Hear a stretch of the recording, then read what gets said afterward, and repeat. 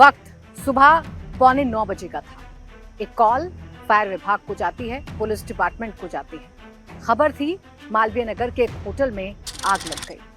ये आग कितनी भीषण है, इस आग ने कितने लोगों की जिंदगी ली कि कुछ घंटे बाद सामने आने लगता है। और जैसे जैसे इस आग की सच्चाई पूरे देश के सामने आती है, जैसे जैसे इस आग से जुड़े हुए खुलासे पूरे देश के सामने आते हैं, वैसे वैसे सरकार की नाकामी, सिस्टम की नाकामी एक बार फिर से उजागर हो जाती है। नमस्कार, आप देख रहे हैं डिजिटल दंगल। आपके साथ मैं हूं प्राची पाराशर। आज डिजिटल दंगल में आपसे बात करूंगी एक ऐसे मुद्दे पर जो आपके और हमारे सुरक्षा से जुड़ा हुआ है, जो आपके और हमारे अधिकारों से जुड़ा हुआ है। मैं मौजूद हूं दिल्ली के मालवीय नगर इलाके में। मेरे ठीक पीछे वो जली हुई इमारत आप देख सकते हैं, जिसने आज सबको हैरान कर दिया, परेशान कर दिया। कहने को ये 5 मंजिला इमारत है, जिसमें 25 कमरे थे, जिसमें रहने का किराया 3,000 से 4,000 रुपए का था। वो 5 मंजिला इमारत कैसे जलकर खाक हो गई और इस 5 मंजिला इमारत ने कैसे 21 लोगों की जिंदगी ली, इसकी कहानी आज मैं आपको बताने जा रही हूँ। आज दिन भर आपने वो वीडियोस देखे होंगे जब लोग अपनी जान बचाने के लिए जद्दोजहद कर रहे थे, जब इस बिल्डिंग से निकलने की कोशिश कर रहे थे, लेकिन निकल नहीं पा रहे थे। वजह थी एक गेट का होना, एक इलेक्ट्रॉनिक गेट का होना। वजह थी फायर सेफ्टीज का ध्यान न रखना। वजह थी एक ऐसे गैस चेंबर में लोगों को छोड़ देना, एक ऐसे गुफा में लोगों को छोड़ देना जहां वेंटिलेशन का कोई भी उपाय नहीं था।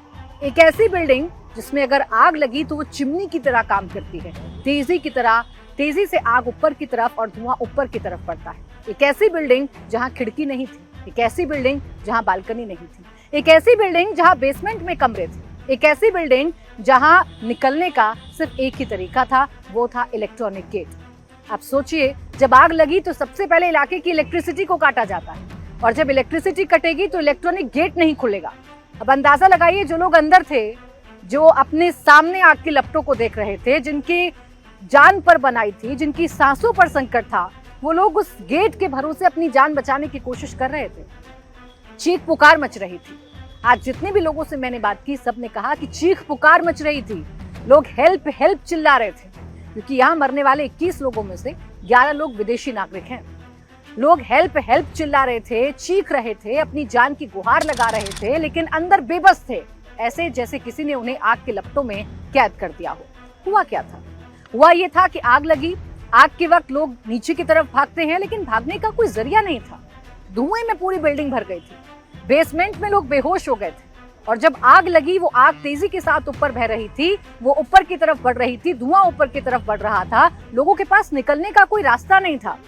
इस बिल्डिंग में सुबह से हमने देखा कोई खिड़की नहीं है, और खिड़की जो है उनको सील कर दिया गया है। अब जब स्थानीय लोगों ने चीख पुकार सुनने के बाद लोगों को बाहर निकालने की कोशिश की, तो पहले उन खिड़कियों पर पत्थर मारकर उनको तोड़ा गया।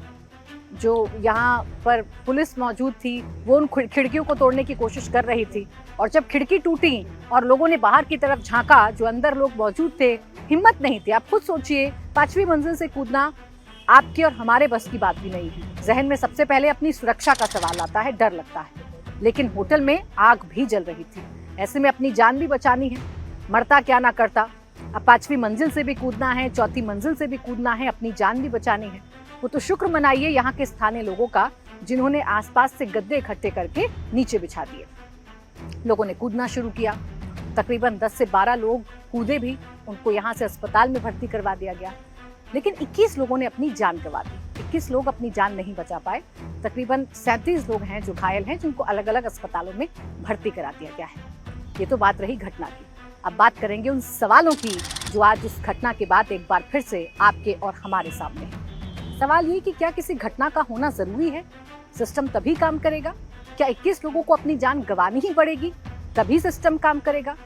सवाल ये है कि जब 6 रूम्स का लाइसेंस लिया गया था, जब बेड एंड ब्रेकफास्ट के फॉर्मेट पर यहाँ इस होटल को चलाना था, एकाएक 5 मंजिला इमारत कैसे बन गई? 25 कमरे कैसे बन गए? फायर विभाग से एनओसी नहीं ली गई, इसकी जानकारी एमसीडी को क्यों नहीं है? और यहाँ सिर्फ एक होटल की बात नहीं है, यहाँ जितने भी होटल्स हैं सबका एक ही हाल है। आज बात फ्लोरिश स्टे की थी, कल किसी और होटल की हो सकती है। कल कुछ और लोग हैं जो आग की चपेट में आ सकते हैं। एमसीडी जागी है, बैठकें चल रही हैं, जो मालिक है होटल का उसकी तलाश की जा रही है। वही सब जो अमूमन हर हादसे के बाद देखने को मिलता है। हर हादसे के बाद सरकार को अपनी जिम्मेदारी का एहसास होता है।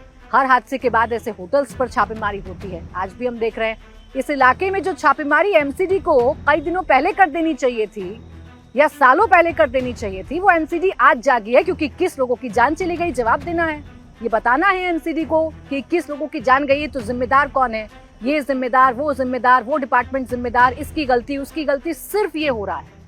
और क्या होगा आने वाले वक्त में? कुछ लोगों को सस्पेंड कर दिया जाएगा, ज्यादा से ज्यादा एक मुहिम छेड़ दी जाएगी, होटल्स की चेकिंग की जाएगी, लेकिन उसके बाद फिर सब कुछ खामोश हो जाएगा। फिर ये सिस्टम निष्क्रिय हो जाएगा, ये सिस्टम अंधा हो जाएगा, ये सिस्टम बहरा हो जाएगा, जिसको मौतों की चीख सुनाई नहीं देगी। अभी रेखा गुप्ता सरकार एक्टिव है, जो लोकेश बजाज इस होटल का मालिक है, उसकी धरपकड़ के लिए लगातार कोशिशें की जा रही हैं। ये पता लगाया जा रहा है कि किसकी शय पर यहाँ ये होटल चल रहा था। इस होटल चलाने के पीछे क्या स्थानीय प्रशासन को इस बात की जानकारी थी, और जानकारी होगी क्यों नहीं? ये मानना बड़ा बेईमानी है कि यहाँ इतने होटल्स चल रहे हैं और लोकल पुलिस को नहीं पता है, लोकल प्रशासन को नहीं पता है, एमसीडी को नहीं पता है। और अगर नहीं पता है तो ये नाकामी है एमसीडी की, नाकामी है सरकार की, नाकामी है पुलिस की कि आपके नाक के नीचे इतने होटल्स चल रहे हैं जहां लोगों की सुरक्षा को ताक पर रखा जाता है और आपको कानो कान खबर नहीं होती। अब सवाल ये है कि ये सिस्टम वाकई में जाग गया है या 21 लोगों की मौत के बाद कुछ दिन जागने के बाद फिर कुंभकर्णी नींद में सो जाएगा?